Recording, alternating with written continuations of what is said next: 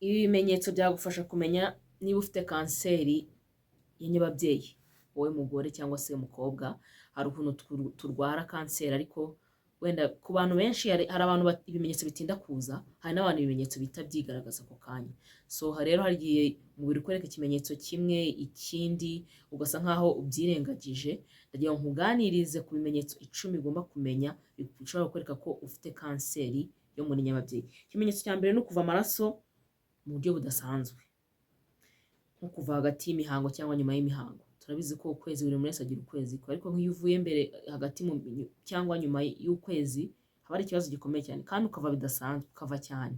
Icyo gihe ugomba kumenya ko muri nyababyeyi yawe hari ikintu kiri kujya mbere kandi kitari cyiza. Ikindi ikimenyetso cya kabiri ni imihango ihinduka cyane, like kuba myinshi cyane cyangwa se ikamara igihe kirekire itaraza, cyangwa yanaza ikamara igihe kirekire itarakama.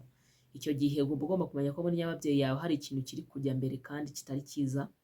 Rero iyo bibaye byiza uhita wihutira kwa muganga cyangwa ugashaka imiti hakiri kare. Ikindi kimenyetso ni ukumva ububabare mu nda yo hasi, mu kiziba cy'inda, kumva ububabare budasanzwe. Hari igihe ubabara ukavuga uti bino bintu ni ibintu bisanzwe, kuko niyo ndi mu kibada ndababara, cyangwa se niyo hari ikindi kintu ndimo, hari ikindi kintu kiri kuba ku mubiri wanjye ndababara. Ariko akenshi hari igihe usanga hari mesaje iri inyuma y'icyo kimenyetso utazi. Ikindi kimenyetso ni ukunyara kenshi kandi kubabara mu gihe cyo kunyara. Niba unyara uzi neza ko nta gonoriya urwaye cyangwa izindi ndwara zo mu mibonano mpuzabitsina, ukanyara buri kanya kandi ikindi ukababara igihe uri kunyara, ntabwo ari byiza. Menya ko hari ikintu kibi kiri muri nyababyeyi yawe kandi kiri kukwangiza utazi. Rero ugomba kugishaka byanze bikunze.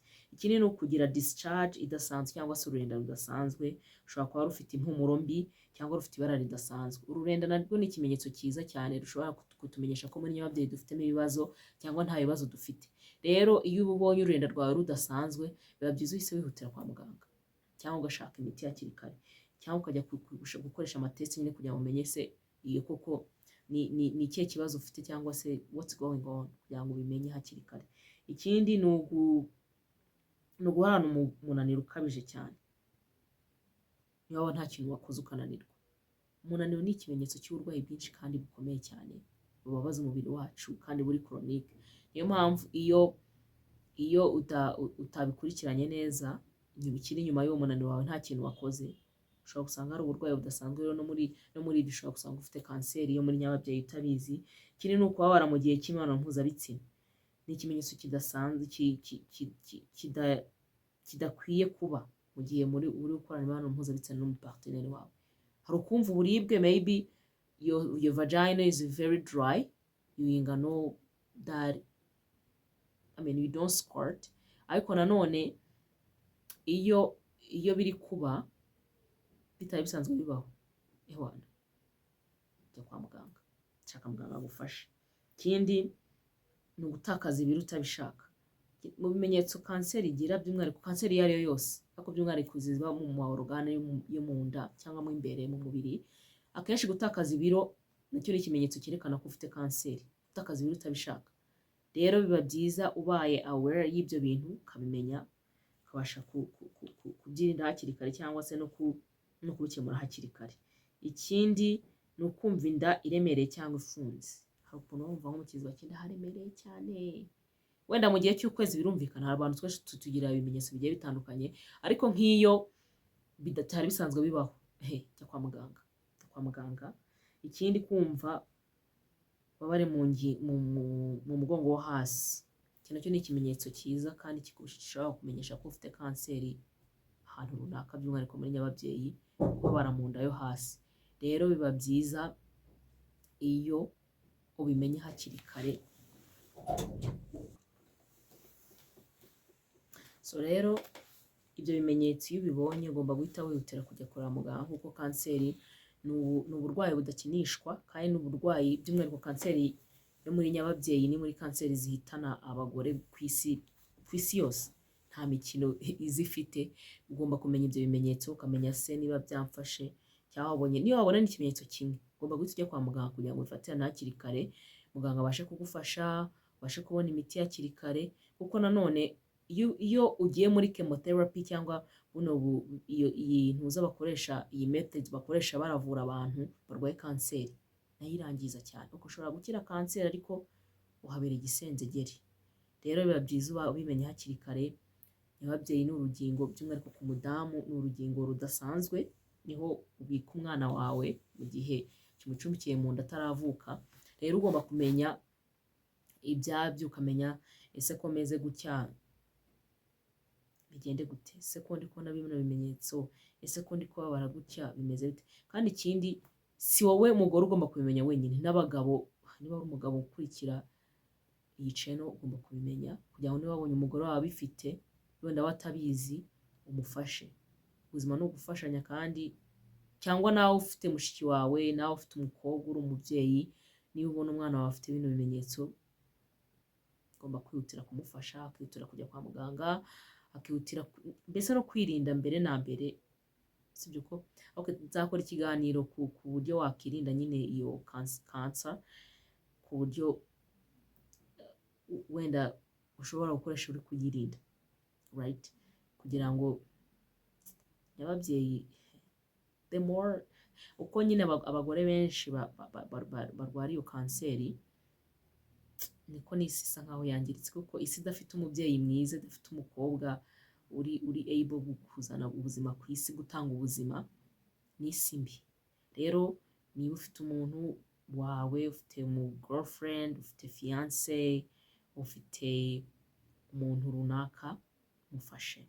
Niba uri kubona bino bimenyetso mufashe. Wenda we ntabwo abizi, wenda we, hari n'abantu baba badashaka kumva ibimenyetso runaka, badashaka kumva inkuru mbi, ariko burya ibintu byaje ku mubiri wawe uba ugomba kubyirinda.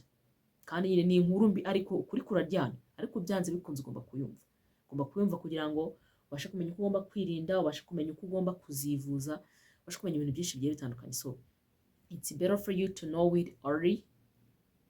Kandi ntabwo ifata abirabura twebwe gusa, ifata n'abazungu, ifata n'abashinwa, ifata buri ngeri zose, abakire, abakene, abana, buri muntu wese. Pfa kuba uri igitsina gore hano ku isi, iragufasha. Ufite amafaranga iragufata, ufite iki iragufata. Rero n'uburwayi duhuriyeho turi benshi, niyo mpamvu no mu buryo bwo kurindana, niba mama wawe afite ibimenyetso ibi n'ibi, mufashe. Niba mukuru wawe afite ibimenyetso ibi n'ibi, mufashe. Niba murumuna wawe afite ibimenyetso ibi n'ibi, mufashe, mubwire uti nyamaze ibi bintu ufite ntabwo ari ibintu bisanzwe, bibaye byiza wajya kwa muganga. Niba umuntu wese waba uzi uri close, niba batari close ariko ubona ibimenyetso ubizi, gerageza umufashe, kuko uyu munsi maybe ni we, ejo icyo cyorezo kiraho, iyo ndwara iri aho ngaho kwa runaka, ejo izahaza iwawe. So it's better we help each other. Ni byiza dufashanye kugira ngo tugire ubuzima butekanye, nkuko ufata inshingano zo kuvuga ati ngenda arwaye. Wenda hari abantu bakunda kujya kwa muganga, cyangwa abantu bakunda kujya, abantu bihutira kujya kwa muganga. Niba ukunda nyine, hari umuntu ufite iyo spirit kuvuga ati ngiye ngize akabazo kanaka ndetse njya kwa muganga. Niba mugenzi wawe atayifite, mufashe. Uriko ni ibimenyetso runaka bitanejeje ku mubiri we, mufashe. Numufasha rero isi izaba nziza, ibintu bizagenda neza, n'ubuzima buzoroha. Ariko none ku bijyanye na discharge cyangwa se kururenda, hari igihe, nk'urugero, hari igihe uri umukobwa umenyeye nko kunywa amazi, then akaba ari igihe kibayeho ntuyanywe. Ese wari uzi ko ururenda ruhinduka icyo gihe? Yarushobora guhinduka rugasa nk'urwanduye, ariko atari uko nyine ufite ikibazo muri uterus, ahubwo ari uko hari routine wamenyereje umubiri utari gukora, bigahinduka. Nabyo tuzabiganiraho nyine ku mashusho, igisobanuro cy'amashusho cy'amabara y'ururenda tuzabiganiraho. Ariko ururenda nanone ni ikimenyetso cyiza cyakwereka ko ufite kanseri, cyangwa ufite nyababyeyi nzima, cyangwa ufite nyababyeyi irwaye. Nuko kunyara, ubabara, kunshuro unyara, ibyo byose ni ibintu byakwereka ko nyababyeyi yawe ari nzima, cyangwa ufite nyababyeyi irwaye. Ibyo byose ni ibintu byagufasha nyine kumenya ko ubuzima bwawe, by'umwihariko mu myanya myibarukiro yawe, bugenda neza cyangwa se butagenda neza.